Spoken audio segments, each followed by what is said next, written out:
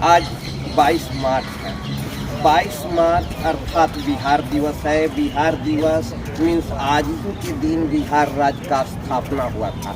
तो इस स्थापना दिवस को मनाने का सबसे मेन आइडिया है कि आप बिहार के बारे में जानें। जितने ज़्यादा आप बिहार के बारे में जानिएगा, बिहार दिवस मनाने का उपलक्ष्य उतना ही अधिक होगा।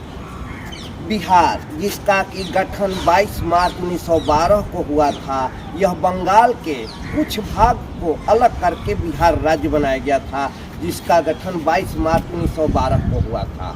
और 1935 की अधिनियम के आधार पर वर्ष 1936 में बिहार से उड़ीसा को अलग किया गया। कब अलग किया गया? तो 1 अप्रैल 1936 को। बाद के वर्षों में 2000 में बिहार से झारखंड को अलग किया गया।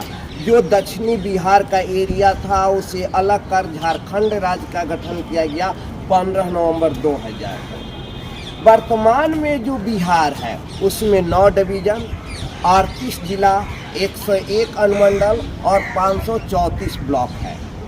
बिहार राज्य का गठन वर्ष 1912 में हुआ था, लेकिन झारखंड जब अलग हुआ 15 नवंबर 2000 को।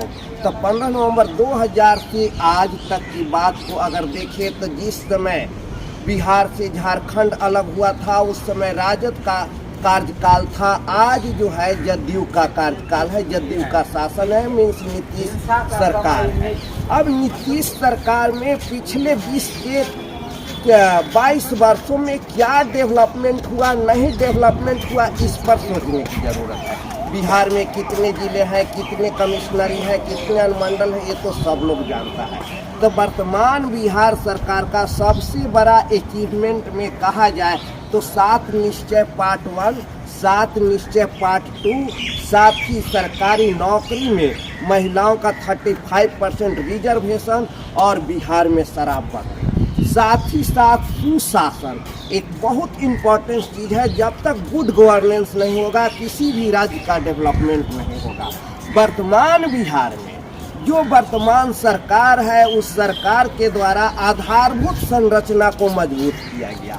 आधारभूत संरचना मीन्स इलेक्ट्रिसिटी, कम्युनिकेशन, सुशासन को लाया गया।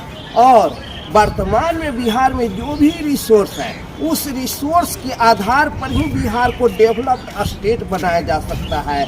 और बिहार में मेजर 3 रिसोर्स है। फर्स्ट जो रिसोर्स है बिहार के 12 करोड़ जनसंख्या। अगर इस दिन 12 करोड़ जनसंख्या में जो यूथ जनसंख्या है वह रिसोर्स बन जाए, वह वुमेन कैपिटल बन जाए तो बिहार डेवलप स्टेट बन जाएगा। पहला जो यूथ पॉपुलेशन है। सेकेंड फर्टाइल सॉइल, तो जो फर्टाइल मेरे पास सॉइल है बिहार में उपजाऊ मिट्टी है, उस मिट्टी का अधिक से अधिक उपयोग कर। इसके लिए क्या है तो कृषि रोड मैप 1, कृषि रोड मैप 2, कृषि रोड मैप 3 लाया गया। वर्तमान में कृषि रोड मैप 4 वर्क कर रहा है। तीसरा जो बिहार में मेजर रिसोर्स है वह अत्यधिक मात्रा में जल संसाधन का होना है। बिहार में छोटी बड़ी अनेकों नदियां बहती है। उन नदियों के जल का उपयोग करके इलेक्ट्रिसिटी जनरेट किया जा सकता है, उसका कृषि में उपयोग किया जा सकता है, उसका इंडस्ट्री में उपयोग किया जा सकता है। और इस तरह से ह्यूमन रिसोर्स नंबर 1, नंबर 2 जो फर्टाइल सॉइल है, नंबर 3 जो बिहार में अत्यधिक मात्रा में जल है। ये तीनों का सही उपयोग करके ही बिहार को एक विकसित राज्य बनाया जाएगा, जिसमें बिहार बहुत हद तक सफल तो नहीं कहा जा सकता है, लेकिन इस क्षेत्र में कार्यरत है। जैसे हमने कृषि में ऑलरेडी बोला कि कृषि में कृषि रोड मैप 1, 2, 3, 4 लाया गया। आपको कम्युनिकेशन के साधन को मजबूत किया जा रहा है, अर्थात बेसिक इंफ्रास्ट्रक्चर मजबूत किया जा रहा है। बिहार में अत्यधिक मात्रा में इलेक्ट्रिसिटी जनरेट किया जा रहा है। छोटी बड़ी अनेकों जल विद्युत परियोजनाएं बनाए गए हैं। और साथ ही साथ जो ह्यूमन कैपिटल को बदलने की बात है तो आज बिहार सरकार का जो बजट है, बजट में सबसे ज़्यादा जो खर्च हो रहा है वो शिक्षा पर खर्च हो रहा है। तो इसका मीनिंग है कि बिहार सरकार के तीनों रिसोर्स का अधिक से अधिक उपयोग कर बिहार को एक विकसित राज्य बनाने का प्रयास कर रहा है।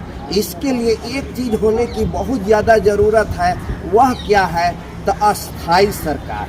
ये बात अलग है कि नीतीश कुमार किस गठबंधन में है, लेकिन पिछले 23 वर्षों से 24 वर्षों से इन्हीं का शासनकाल रहा है। तो जो भी अचीवमेंट हुआ या जो बैड हुआ उस सब के लायबिलिटी कौन लेंगे? तो वर्तमान बिहार सरकार के मुखिया जो नीतीश कुमार है उनको लेना पड़ेगा। जय हिंद।